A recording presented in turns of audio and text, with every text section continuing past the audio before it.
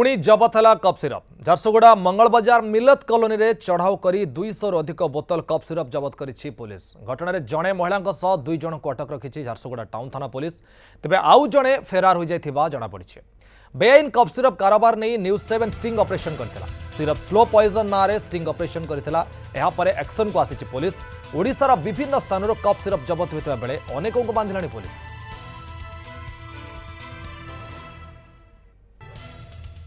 Level रू आम भेरीफाए कलु जो गोटे कोडिन कंटेंट अच्छी जोटा गोटे निशा औषध जोटा एक्चुअली इलिगाल हिसाब यूज होती आम खबर पाई रेट चलती एक्जाक्ट काउंटिंग तो है डिफरेंट दीटा भेराइटी कंपानी गोटे एस्कफ कंपानी लैबोरेटरी अच्छी आ विन सिरेक्स अच्छी। कप सिरप को तार रिटेल प्राइस इज 100 रुपीज से बिकुले 350 लेखा 300 350 सेमती टैबलेट गुड़ा को गोटा को 30 टका 35 टका डिपेंड से ये लोक देखिक बिकुले आज फर आरेस्ट होती आम तो कन्स्टाटली चली आगुरी तो आम धरलु थे 200 बोतल मैं प्राय 2 मास तले भी ब्रजराजनगर भी धराई आम यहाँ कंटिन्यूअस प्रोसेस चल।